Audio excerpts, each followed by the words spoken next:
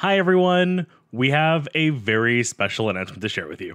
So as you know, we started Carrying Wayward almost a year ago, and thanks to all of our listeners and supporters, we've actually recorded over 40 episodes, a few minisodes, and also a couple of special events. We know some of you have been asking for more content, like longer episodes, more interaction, more events, and yes, bingo cards. Don't worry, we haven't forgotten. They are in the pipeline. Yep, and guess what, Wayward friends? We've decided to start a Patreon. So our weekly episodes will remain free, but if you're interested in some extra content and perks, you should have a look at our Patreon tiers. Yep, our tiers start at just $3 a month. Choose the one that fits you best. We're offering perks like exclusive access to a Discord server where you can chat with Mary and I daily, post-show content, free access to monthly live events, and some producer-level shout-outs right in the podcast. The support of our patrons will actually allow us to pay for our existing expenses, like the rights for our intro music, our Google Drive, but also things like upgrading some of our recording equipment and also investing in making some merch because we have lots of fun merch ideas. Oh, we do. So go check it out, patreon.com/carryingwayward. The link is available on all of our social media channels. Don't hesitate to reach out to Mary or I if you have any questions. All right, Drew, we've got work to do. Yes, we do. Welcome to Carrying Wayward, a supernatural podcast for fans who aren't ready to let go and newcomers to the series who are ready to jump in. I'm Drew Schulman. And I'm Marie Vigourou. In this episode, we're diving into Supernatural Season 2, Episode 17, Heart. Let's get this show on the road.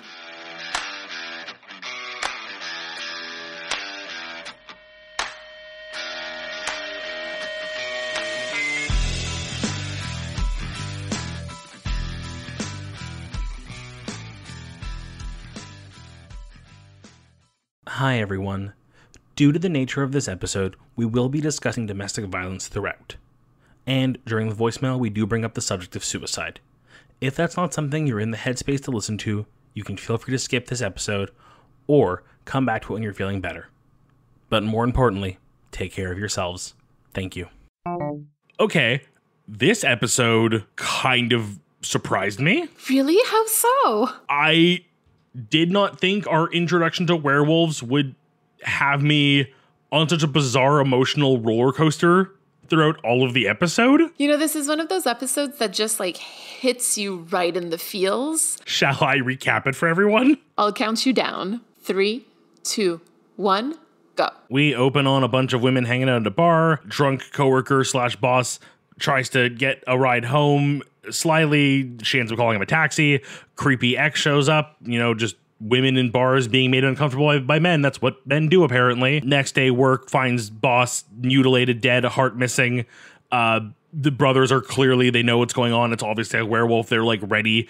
Dean is a little too excited. It's kind of adorable. They start protecting the girl because they think she's the next target. And then, oh, no, surprise, she's the werewolf. And the target was actually the ex-boyfriend they were hunting. They try to save her by killing the werewolf who bit her. Turns out that doesn't work. We only find out after Sam, gets busy. The episode takes a turn when Sam has to put her down. And it's incredibly emotional and heartbreaking. And I wanted to die a little on the inside. Jeez, that episode. I know that I had mentioned that it was we were in a string of really good episodes. I didn't tell you anything about this one. Okay, so peek behind the curtain for our listeners. Sometimes life gets busy and I need to watch these episodes at work on my lunch breaks. I'm given ample time. It's not an issue. I'm really glad no one was around while I was watching this one for some obvious reasons. I don't usually look at the time in an episode, but I was looking at the time because I had to get back to work eventually. And it didn't even hit me how much of the episode was left when the kind of twist ending shows up. Oh no, did you get your heart broken? Did you cry? If I weren't in the office and had to go back to work, I'm 90% sure I would have. And when we get to critical time, I will quickly bring up a fact I learned about this episode that makes it even harder to handle. Oh, you read that fact too. Oh my God.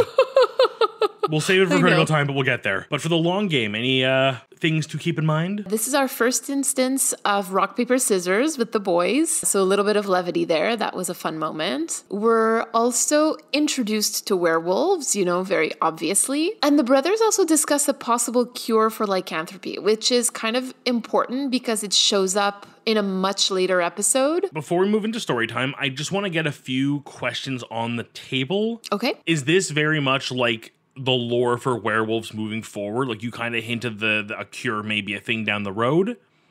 But, like, as far as the wolves not really being wolves and just being teeth and claws and eyes. Visually, the werewolves are going to look similar to what we've seen in this episode. The eyes change a little bit, but the teeth, claws, a little bit of extra hair. Here they couldn't add extra hair because she's a woman, obviously, and hairy women are disgusting, probably, according to whoever made these decisions. The visual stays the same. The lore itself does change. In this episode, as you saw, the werewolves don't remember actually attacking and turning, but we do find out in later episodes that there are other kinds of werewolves. My last question is, do we ever kind of get an answer as to why she didn't turn that one night? I mean, the only answer is that she didn't fall asleep. Is that really a thing? Werewolves have to be asleep to turn? Like, the lore does change a little bit.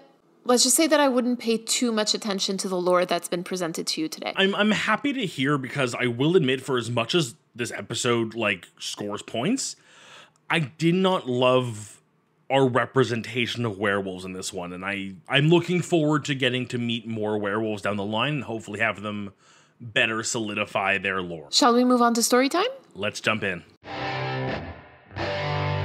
Can we start by talking about how excited Dean is to be hunting a werewolf? For two hunters who are just so used to dealing with like mystery and intrigue and solving, to be given like just an easy win.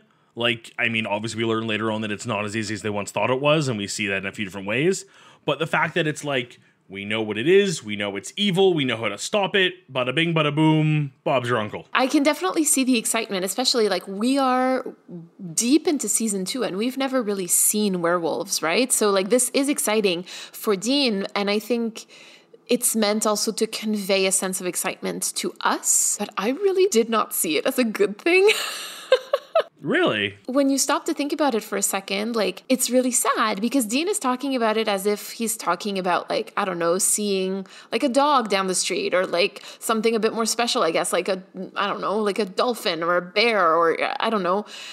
And to me, it's another reminder that their childhood was so completely outside of anything that we can call normal. It's basically like John Winchester's A+ parenting right at work. It's kind of like a Russian nesting doll. Like, the first layer is clearly this is a problem. Like, this does stem from the fact that they were raised the way they were and the way that they, like, no one should think killing a thing is a good and fun thing.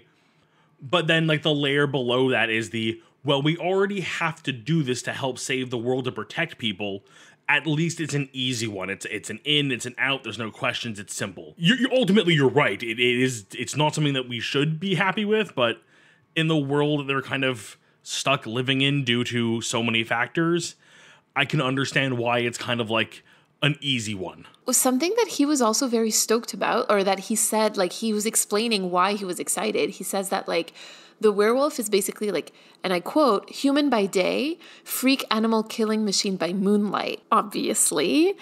I was like, I wonder why he would be able to relate to someone living a double life, seeming normal, quote unquote, by day, but becoming, again, quote unquote, freak at night. Oof. As we continue that kind of like through line of the series of like monsters being code for, you know, the LGBTQ people with different people who are different. This just adds like a very easy layer to it. If we move on a little bit, like when the brothers are first talking to Madison, she's talking about her boss, Nate Mulligan. And she says that he was very nice, but that once you got a few scotches in him, he'd hit on anyone in a 5-mile radius. Let's put a pin in the fact that this was her boss and that hitting on your subordinates is never great. Let's just look again at the wording here. She said anyone, not every girl, not every woman, everyone.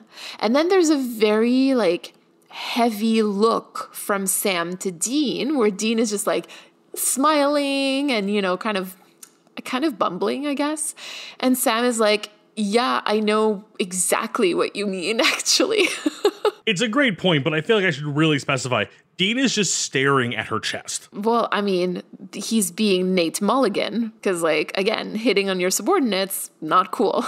But it is interesting that she uses the word anyone. And then we have Dean filling literally his shoes in that moment. It's nice and subtle. Like, I did not pick it up right away, but it's really well done. This actually happens a little bit later on, and we're going to talk about that because I have a bit of a deep read about something. I feel like so far we've talked about like super happy things, just I guess because we're both in denial of what happens at the end, but whatever. Well, this episode sets you up with all these like positive moments only to like make the ending that much harsher. I know, but you'll see who wrote it, and that's why.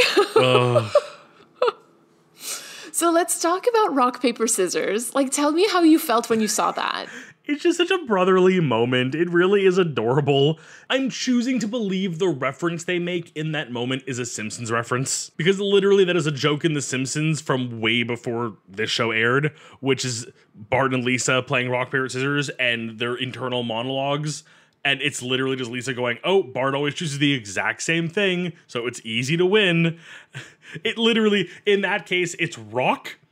But literally, like, the joke is you always pick the same thing, and then he clearly does. So the fact that Dean does it here literally twice, it killed me. I was, Oh my God, do you see parallels between Bart and Lisa and, like, Dean and Sam? The troublemaker, always looking for attention, loud, a little obnoxious, and the really smart one who's kind of reserved and misunderstood. All right, interesting. Okay, Just saying. No, there you go. I mean, I know a little bit, obviously, about The Simpsons, but that's really like a cultural landmark that I've missed entirely because my parents were not into it. They never watched it. And so, like, I didn't watch it growing up. And so watching it now, I'm like, okay, like, I get it, but it doesn't, it doesn't hit home the way that it would for somebody who's grown up with it, I think. I just want to, like, dig into a little something here because, like, again, like you said, it's very brotherly and it's so nice to kind of see them be siblings for a change, right? Like, it's kind of nice. And also the whole conversation that leads up to it, like, Dean wants to stay with the hot girl. Let's call her Madison. Let's call her by her name. And Sam, who's like barely shown any interest in anyone, is actually super stoked to hang out with Madison. Well, and I think he brings it up later, but he mentions that she has like these like books around her home that she seems very, like, he's basically read more about her in the way she surrounds herself and the way she upholds herself. Like, he has fully connected with the idea of her as like an entity and not as a physical being. I know we kind of touched on it the last time Sam had any kind of romantic inkling with anyone. He's so far removed from the superficial, it almost doesn't matter what they look like. I mean, he has conveniently keep the last few times he's ended up with anybody, they have been very attractive women, and I think that's just a rule of television, unfortunately. It's very much come down to their characteristics, their personality. Like, I mean, like, I know it sounds like a very on-the-nose way of describing, like, oh, he cares about who they are and not just what they look like, but like to an nth degree. I completely agree, Drew, actually, and I hadn't thought about that, but the way that he actually connects with the environment that she's created around herself, like he looks at her books, like you said, he looks around, like he finds out, like he knows about what she does, etc. So it's like he's connected with all of the things that like she has chosen regardless of her appearance. And I had not thought about that. So thank you for bringing that up. Yeah, because if we look at other times where there's been an instance of Sam either staying with the female lead in an episode or,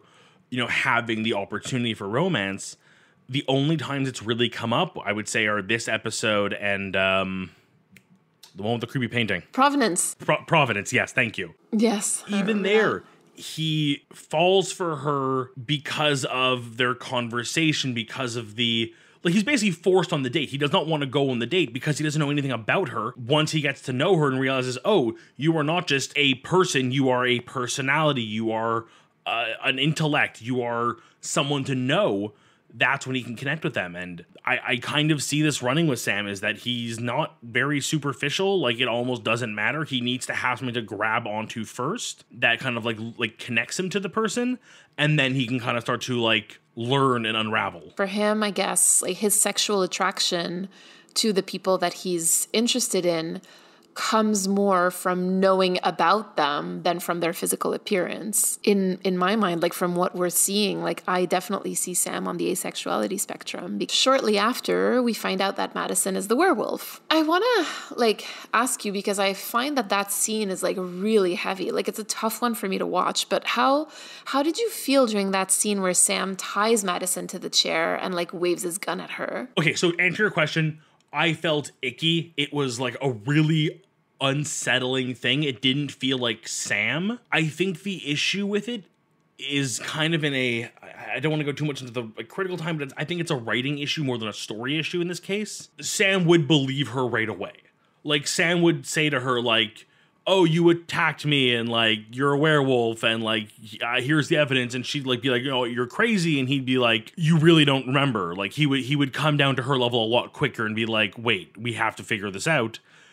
The like waving a gun around and being hysterical are a little too much. Do you think that he would have trusted her over Dean? I'm not sure what you mean by that. Dean is saying that she's the werewolf, and she's saying that she's not. I don't think he would have tied her up. I think he would have tried to find more evidence and like tried to like fight Dean on it and get Dean to prove it. So that's interesting what you're saying, that you think that this was too much, because this is not a scene that I enjoy personally, because it, clearly she doesn't remember. She's like begging for her life, literally, and it's just a difficult moment. But I also got like pretty big Dwayne Tanner vibes at that moment when I was rewatching it. I also find it interesting that in this case, Sam is having to kill a woman. And again, in this episode, this is someone with who he has a romantic connection. And looking back, I find that it's an interesting juxtaposition, because it leaves me questioning if anything was implied by having both brothers in a similar situation in the same season, one with a woman and the other with a man. And we also know that Croatoan had a lot of Bideen subtext. So I'm wondering if this might be a nod to that. The scenes have so much parallel. I mean, even the way they kind of end differently too, like it says a lot about the two of them and their relationship. Well, do they end differently though? Dean doesn't kill Dwayne, and Sam doesn't kill Madison in that scene itself, right? I meant more in the ultimate, like, the end result kind of thing. They even both end up being supernatural creatures, too. That's what I'm saying. I feel like there are a lot of parallels there that I find a little unsettling, that kind of, again, like, seems to be adding another layer in the queer coding of Dean. Like, these little things, like, not in a million years did I make that connection, and now that you put it on the table, it's so, like, just such a juicy morsel. Isn't it though? Oh my God. I was rewatching it this week, and it just, like, the moment where she's begging for her life, I just got like a flash of Dwayne Tanner, and I was like, oh my God. This is a really tough episode for Sam. Like, he's just going through so much. He tells Dean that Madison reminds him of himself. And he tells him that, like, he'll kill her if she turns into a werewolf overnight. And that sort of like brings me back to Sam forcing Dean to promise him that he'll kill him if it comes down to it. And that was in Playthings. Sam is literally in a situation where he has to kill his own surrogate, acting out like what he had his own brother promise that he would do to him. Like, Sam... Like, he's forced to not only to have empathy for himself, but also to have empathy for Dean, who is in that situation of, like, having to kill a loved one, or, like, potentially having to kill a loved one.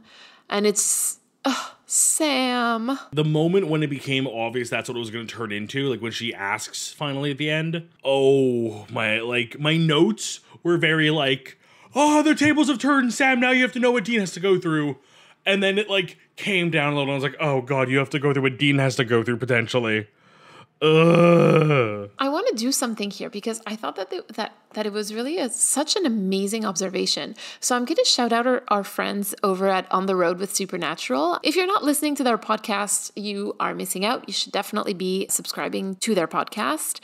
They brought up the fact, or the idea, I guess, like the theory or headcanon or whatever, that a lot of the lore that the boys are acting on comes from John, and also turns out to be wrong. And that the reason why so much of their lore is wrong in the first few seasons is because of John. And like, I find that that's such an amazing in-universe way to explain why so much of the lore is different in the first few seasons. And this is just such a prime example of it. And so obviously, like, this is not my observation, so I absolutely have to cite them and say, like, this is from their observations and their discussions. But like, I love it. That the journal essentially it's written from John's point of view, so it's written by the way John wants it to be. So when he believes there's something, it's not there's potential, it's the I believe this, try it. It's interesting because in later seasons, they end up like referring to the journal a bit more in terms of narrative, like the narrative of John. So like when they want to find out where John was at this date, they'll go to the journal, or like dad thought this, but they always back it up with other research. They never just rely on what John has said. So again, like excellent observation, I find. Okay, so let's move to right after that, where, you know, they realize, or they think that, you know, the line has been severed. I just want to say that I'm super thankful that Sam actually acknowledges the harm that he's done to Madison by tying her to the chair and threatening to shoot her. I really appreciated that. You know, he says that there's no way to go back to the way things were before he did that. In the real world, he would most certainly be right? Like, how can you possibly trust him after he's done that to you, right? Like, I know I wouldn't, but this is fiction. So obviously they end up sleeping together just after. But I did appreciate the acknowledgement that the violence that he's actually enacted on her should really disqualify him from her ever trusting him again. I think even the fact that she prior to this brings up her, I like, you know, almost like that fear of like being, how does she word it when she talks about being with her ex? The fear of something about being helpless, right? She now sees Sam as like a hero almost, and this is kind of like a reactionary sexing. But then, you know, as you know, she's not cured. And she's still a werewolf. And that scene always kills me because this is the first person that Sam has truly cared about since Jess. And I'm talking about like romantically or sexually. He literally has to shoot her through the heart. And he's just trying so hard to find a way to save her, you know, like the way that he could not save Jess. Something about that, like the inevitability, it's like knowing there's no other way. It's how she accepts it and wants it to be him is just, oh, it's hard to watch. It's very painful to watch. It is painful to watch. It's a hard episode to watch. Oh my God. Like when I like, as we were winding down and I was having the realization of like, they're not going to save her, are they? I know, because like it feels like so far, especially like these two seasons, like they've been so kind in the sense that like, yes, we've seen a lot of death, but we've, you know, a lot of people got away with it or a lot of people survived. But in this case, I think this was a signal to say like, no one is safe on this show because this is where it starts truly, like the literal massacre of all the characters. I mean, if I could just bring up like the last like frame of this episode, the fact that Dean, like the single tear is already like real, but the fact that he flinches at the sound of the gun. Let's look at it from the fact that he has been around guns enough that even if he's not the one holding it, he doesn't flinch. He has never flinched. But when he is legitimately not expecting the gunshot and then it rings out, he didn't think Sam could do it. I want to hug them. It's a heavy episode and like I think it deserves like respect, I guess. I don't know. Like it's a tough one. I generally skip it. I mean, understandably. But I'm glad that we've watched it and I'm glad that you've watched it and I'm glad that it's behind us now almost. Shall we move to critical time and maybe try to recover a little bit emotionally? Let's try.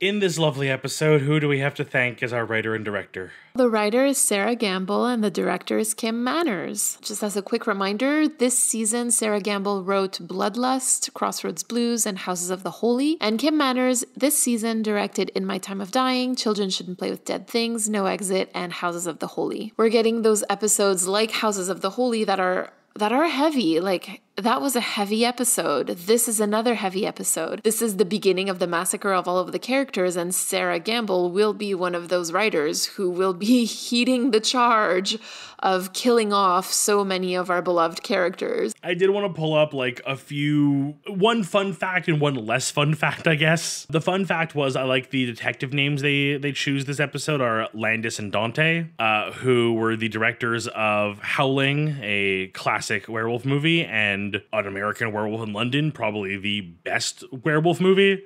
So just kind of a cute, I feel like this is one of those times where you can kind of see Dean like crack a smile as he's doing this.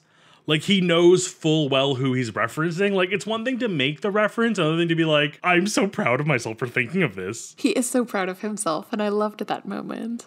But thank you for mentioning that, because honestly, I would not have put it together. I was like, why Landis and Dante? Yeah, I think every time I hear the names now, I have to Google them. Yeah, that's true, eh? Now I guess that should be part of our usual process. What was your other fact? The other fact is less fun, and we mentioned it earlier in the episode at the beginning, and that was to help make the scene more realistic emotionally at the end.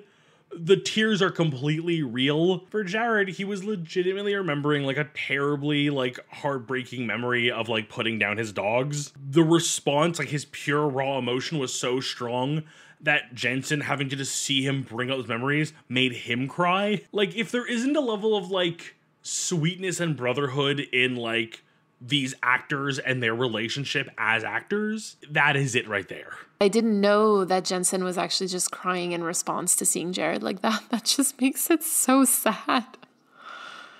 I want to talk about something else too, because we talked about Dean being like very lighthearted, obviously, except in that last scene in this episode. And again, I am going to refer to our friends over at On the Road with Supernatural. They made another observation that I thought was so good. And again, like this is one of those that fits so well for this episode, because they mentioned that like whenever we have a Sam-centric episode, Dean is kind of written like a bumbling idiot. Isn't it true though? When you look at those Sam-centric episodes, like Dean is kind of just silly and a little insensitive and very dude bro, and like he's not like that in Dean-centric episodes. And like Sam doesn't change from Dean-centric episodes to Sam-centric episodes, but it seems like there's truly a disconnect of like how to write Dean as a supporting character in those episodes that are Sam-centric, and it's just so apparent in this one. You know what it is? Like, I think bumbling idiot's a great choice of words. I will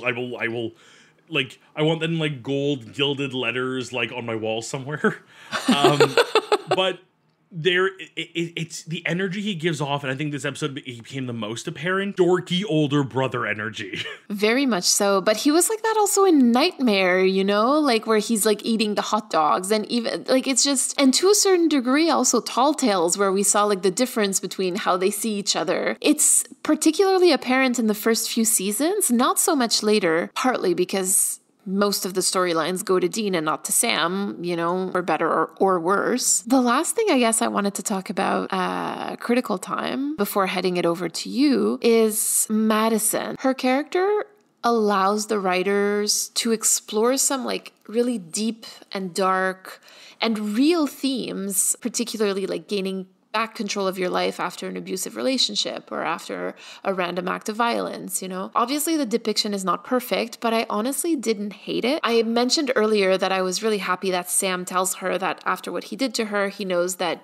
you know, she can never trust him again. And I thought that that was such a real and healthy thing to say. Of course, like I said, this is fiction and drama, so they sleep together anyway. But the one thing I really want to point out here is the idea that, like, the only way to be saved is through death. You know, when Maddie is begging Sam to kill her, she tells him that this is the only way he can save her. And again, like, this is a theme that I really want to track throughout the series, because for a show where the characters cheat and escape death so often, they sure lay it on thick that death is the ultimate solution to so many things. There's definitely a bit of like cosmic irony in that like death is this like final like gate to pass through, and they just keep going like, nope. Death is the ultimate solution to everything. Like, you will be cured of this if you die. Like, you, but obviously I have a lot of issues with that, but it's just so interesting that it shows up so early. Death is the ultimate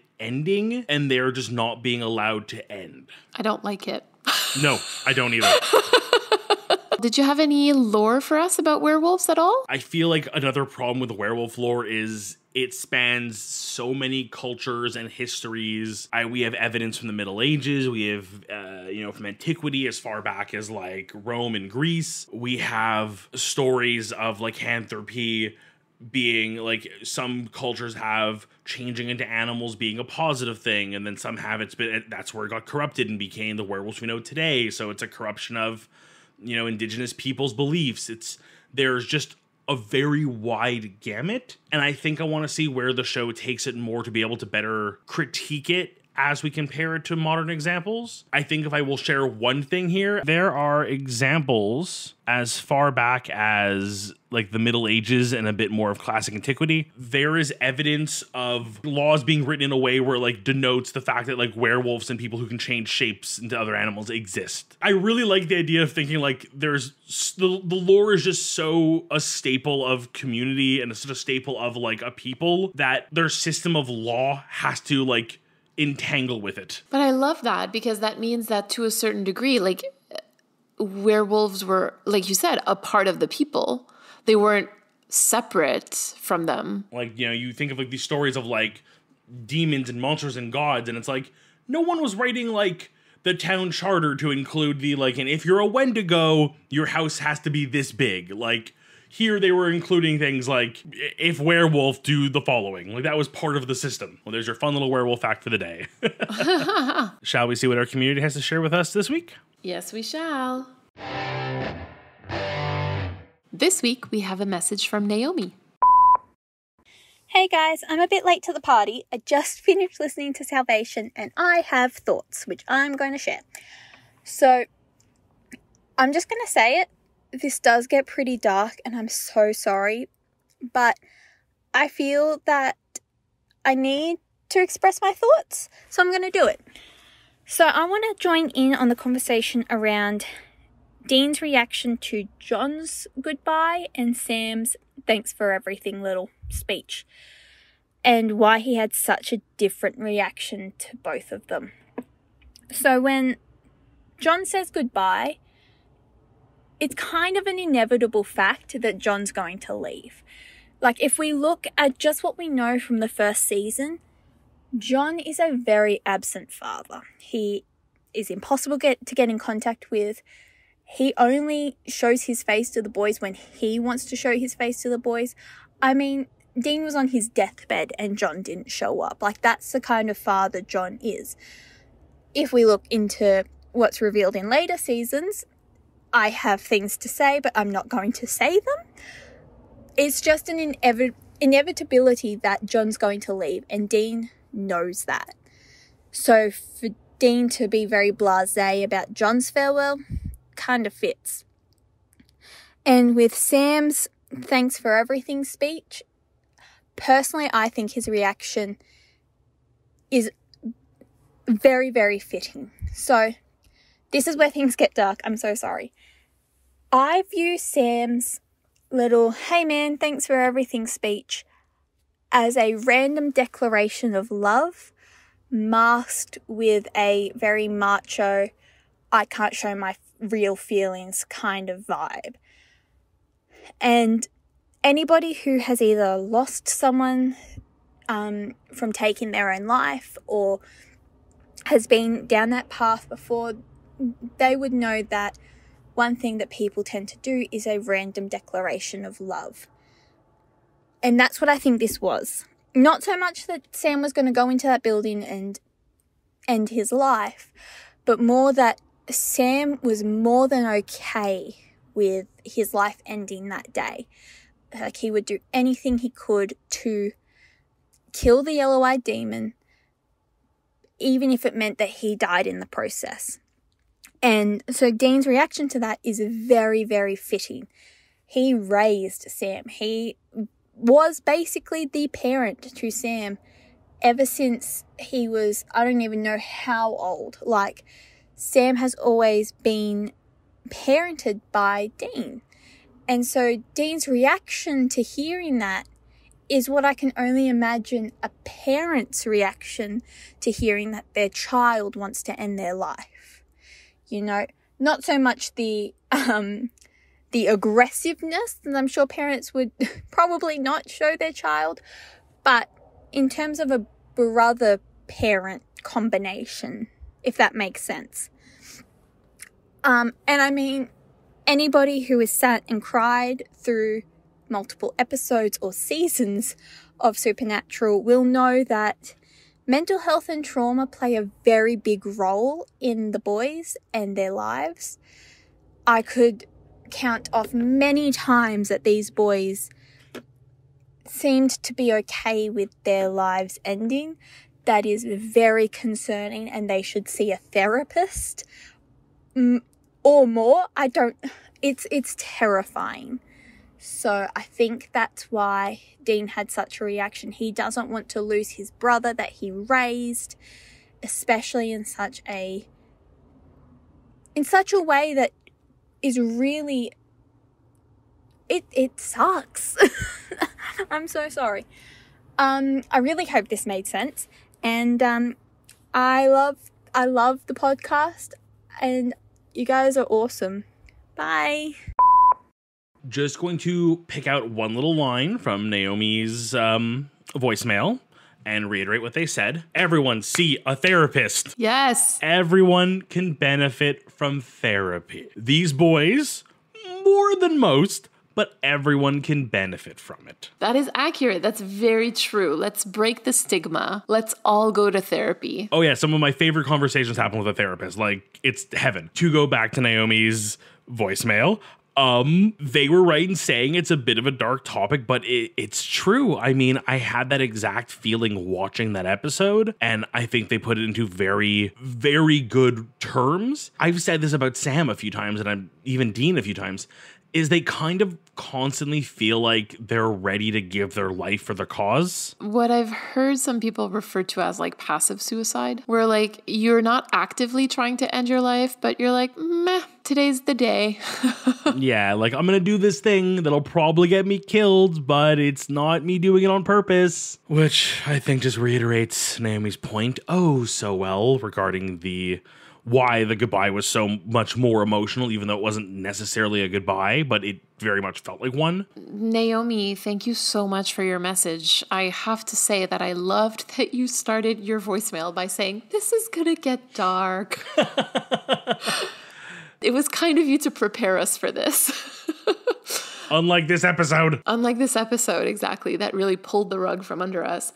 But I agree with you, Drew. I think that like they were totally right in what they were saying. Like they managed to kind of like elaborate on the points that we were kind of sort of trying to make and explained it really, really well. I fully agree with their point. Phenomenal. Thank you for the voicemail. Thank you for listening, and thank you for being a fan. It means a lot to us. It really does.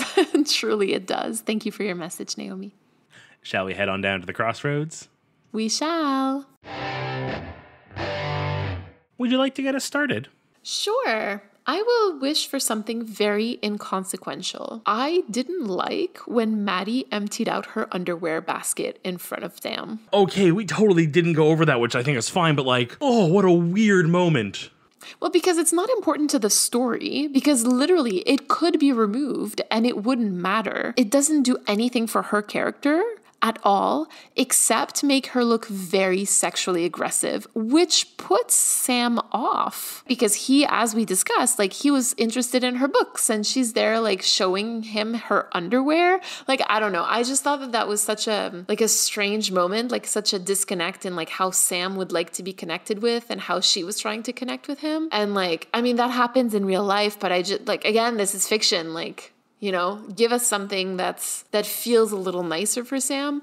Like, you know, she could have done anything else to connect with him and show that she was interested in him, you know? Like, just feels like that scene, they wanted one of two things out of it. They wanted both. They wanted to show off that she is like comfortable with sex, like that it's not something to be like, you know, pussyfooted around.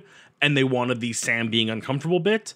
Neither of which I think was necessary. And I feel like there's a million ways you could have written that like 2-second scene to either get him onto the couch or get him interested in watching the show on the couch with her. You could have just turned on the show and had him like peek over and have her like call him out. And then the next scene is him on the couch, like enthralled. Like, would have been great. She could have also just like turned the other chair, sat next to him, and turned on the TV, like you said. Like, there are so many other ways that this could have happened. And I just, again, like, I have no problem with anyone owning their sexuality, but this just, I don't know, this felt off to me in that context. This felt very like male writer room needed a moment of like, let's do something super sexy to make Sam uncomfortable. Exactly. And it just doesn't fit with the rest of, you know, her, of the way that she's written in the rest of the episode, right? Like, yes, she's written as like a very strong character. Like you said, it truly feels like this was done for the male gaze. What about you? Very inconsequential, although now that I'm thinking about it, it probably could affect the writing heavily. I want my werewolves to look like werewolves. Okay, so you want like a full, like, Remus Lupin type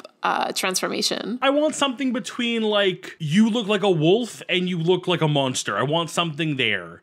And I think from like the story perspective, it could have actually helped a bit, especially with the other scene we discussed being very off, which was Sam's very like out of character threatening of her, because we could have had a Dean, I saw the werewolf, it attacked me, I'm totally fine, but I totally nicked it right in the elbow so we can know what to look for, and then have her wake up and Sam realize it, and then have Sam confront Dean about, hey, she woke up, she has a cut on her elbow, just like you said, is it possible she's the wolf? And then have it be more of like a conversation with the two of them, and then maybe even have Dean be the one like threaten her with a gun, tie her up, and like be mean. I feel weird saying like I have an image in my mind of what a werewolf should look like, and I expect my werewolves to like live up to that standard, which is something I would never say about any other person or living thing, but werewolves should at least be wolf-like. Okay, well, I'm very sad to tell you that that will not change. That is how we see werewolves for most of the series. I'll accept it just for our listeners if I don't make it very clear every time, which I know I will. I will be a little heartbroken every time we get a werewolf that isn't wolfy. Aw, I'm sorry. Okay, well, I mean, this show is going to break your heart anyway, so what's a little more? Oh, I can't wait to take the rest of this ride.